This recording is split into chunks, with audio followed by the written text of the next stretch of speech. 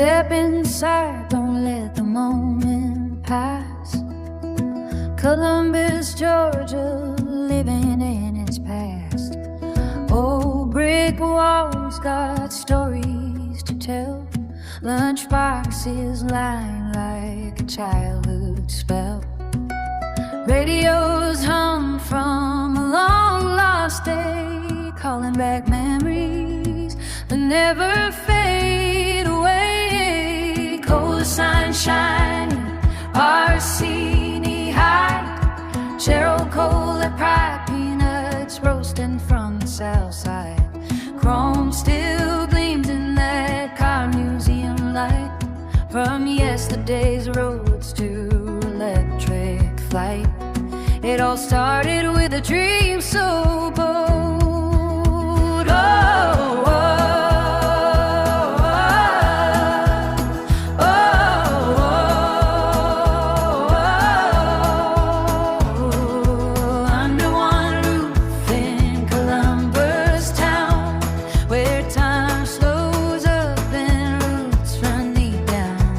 Every piece got a story, every wall got a name, every memory here still burns like a flame. Oh,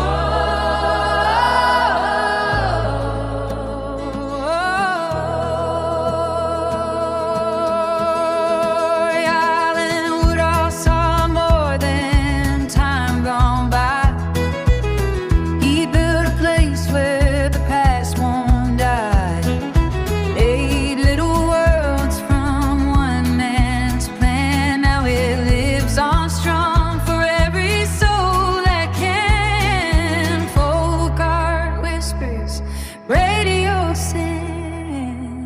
Columbus history and everything, yeah, yeah.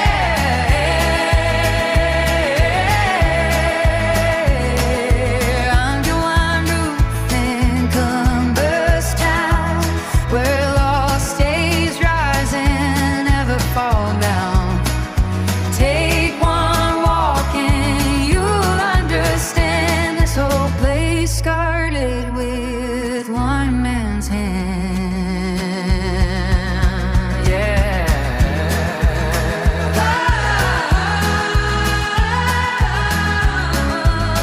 Yeah.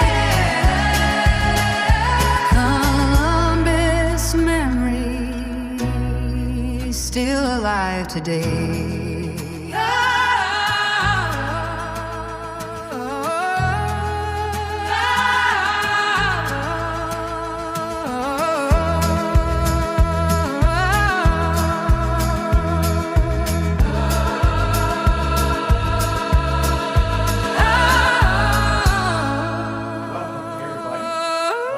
You came today to this historic museum. I tell everybody all the time, if you want to see a footprint of Columbus, Georgia, come to this museum, because he's got artifacts that date back into the early or late 1800s, middle 1800s. The curator of the museum is Alan Woodall. He'll be speaking to us shortly. Tell you a little bit about Alan. His father started WDAK in 1939. Alan came on board in 1957 and went into the business in sales. So he was a sales representative, I guess, selling advertisement for WDAK. You know, back in those days, they didn't have no FM stations. They were WDAK. And a couple things about WDAK, I remember them myself waking up every morning at 5 a.m. to Cousin Al playing on WDAK. And I lived with my grandparents. So, and also, you might remember Big Johnny Red. Big Johnny Red. That was their call letters back in the early days. So it was Alan founded the Lunchbox Museum in 1990. Okay, Alan Woodall, come on up, Alan. By the way, Alan's 91 years old. He's still sharp as a tack. He can tell you about everything in this building. 92 in July. Good to have him. Happy birthday, Mama. Where's Caitlin? She's right here. She's right behind you. Yeah, there she is. Thank y'all for coming. I started the Lunchbox Museum in 1990, and the reason that happened, I was at an antique show in Atlanta, and sometime around 85, 86, and I was walking down one of the aisles, and on the table, a little ways away, I see a green Hornet and a Dick Tracy lunchbox on the table. Something in this guy's brain just flashed, and it took me back to when I was probably 9 or 10, 11 years old, laying on the living room floor in my grandparents' house in Social Circle, Georgia, listening to the Green Hornet and Dick Tracy on the radio. They were on the radio back then. So 2 lunchboxes, I picked them up and looked at them and said, this is really great art, great pop art. And I bought both lunchboxes. And then from there, I said, what else is out there? And there it is next door. But I started with those 2 lunchboxes. And then as I say, I did pursue, trying to find out how many different lunchboxes were made. And I ended up writing the book, The Illustrated Encyclopedia and Price Guide of Metal Lunchboxes. And that came out in 1990, and that's when we opened the museum in 1990 in Washington. A guy named David Drake, one of their curators up there at Smithsonian back in 90, and he said, Mr. Woodall, we've got your book on lunchboxes, and would you help us with our collection here at the Smithsonian? I said, well, I'd be honored to. And so he drove to Columbus, went through the museums and picked out 20 lunchboxes and thermoses for the Smithsonian. And there was another 20. They paid for those lunchboxes. And then I donated another 20 with thermoses to the museum. So when he came to Columbus, my background being marketing and advertising and radio, I called the newspaper, which we no longer have in Columbus except online. But we were on the front page of the newspaper, and all the TV stations were here because the Smithsonian had come to Columbus, Georgia, not to see the Columbus Museum or the Infantry Museum or any other museum, but our Lunchbox Museum. Go and see the museums before you leave. And so it has been a wonderful ride, and the publicity that we're getting has really been fantastic. Probably a big secret that a lot of people don't realize is that we are, Columbus is, an international city. You know why we're an international city? Fort Benning. Fort Benning. Fort Benning graduates over 100,000 students a year. Out speaking to each person that comes in the door, and we make it an experience because of that. We find most people that come through the doors most people don't even know what experience they're looking for, but they leave with one every time. So the 5-star thing, I have to joke about a little bit. We do say it, and when he asked every single person to come, that had been here, give him the 5-star review, they shot up, but that's one thing about him is he's consistent, with a lot of stuff, and I've learned that lesson with him. But I want to thank y'all for being here. Working with him for the past 6 years has taught me more than I can almost guarantee. I couldn't even tell you, the knowledge in this room, but we do have an amazing set of museums that are culturally important for this community. So y'all being here today means a lot to us because we've worked so very hard, and he has set a stage for our family to be able to share this with Columbus. We are, y'all probably know, a nonprofit. That endeavor took place in 2021, and we are very honored to have that status with the IRS because Visit Columbus, and he mentioned the hotels and all of that. You know, I want to mention that Columbus Cultural Arts Alliance is very huge behind what we do here too. Hotel motel tax helps support a folk art festival that we'll be having in the park next month, May the 9th, and Right next door. in the park, Roseville Park. So that's kind of my segue to tell y'all, you know, this is, right now, now this is going to be pretty bold, but I'm going to say it. You know, every moment is history, but in this area that you're in right now, you're looking at, excuse me, you're looking at something that's about to grow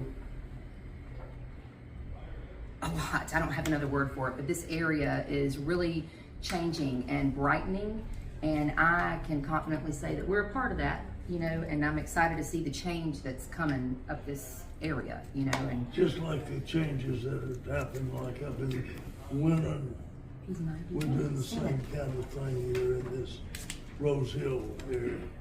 Of course, we got Rose Hill Seafood right down the street. Thank goodness they had a fire last week, but it was minimal. we're gonna come back And better. Buford King. Did you tell them what you've been doing with us, kind of? He's been helping us a lot. Roy's been helping us a lot with the cars, and we are extremely grateful for that. Like if this particular Fury right here, the 1960 Fury, has gone to the Columbus Museum for an event or two, and we've had Roy and one of his friends, Steve, be very helpful to get the car there. And Tell we're them just about our most recent donation, which Roy helped. he's done a ton, yeah. So I'll tell you about two recent donations, which I think are important to share with y'all. It really solidified some things and capped some progress, for us because we have worked so very hard to. The car was appraised for $159,000, and that's a huge gift to us. And it, like I said, it speaks to the foundation that we can create here because it is our family that has poured a lot of investing into what you're going to see today.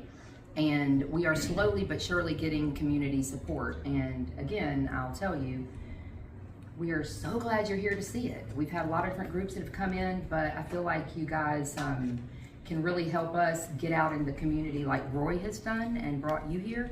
I feel like you can help us share this. And we're grateful, we really are. Do y'all have any questions for us? I mean, are we? In the radio business, which I went into in 1957, I've seen so many changes from playing the big records, the big 78 records, to the 33s. And a great story. How many of you actually heard on a radio station, Cuz Now? Oh, good. Great. Let me tell you how Cuz Now started. Cuz Now was an engineer. Actually, he was a radio engineer from Tennessee. He came down and joined our company back in the late 50s, early 60s. And he was an engineer. Now the engineers would come in and work in the stations after we went off there, like at midnight. So and he'd work till 5 o'clock in the morning till the DJ came in and got everything cranked up. And back then in the late 50s, we were playing country music in the mornings. Dr. Jive was in the afternoon playing rock and roll. But anyway, one morning, my dad gets a phone call from Hudie Brown, the engineer, saying, Mr. Woodall, the DJ has not shown up. What do you want me to do? And Dad says, put a record on and start talking. and that was the beginning.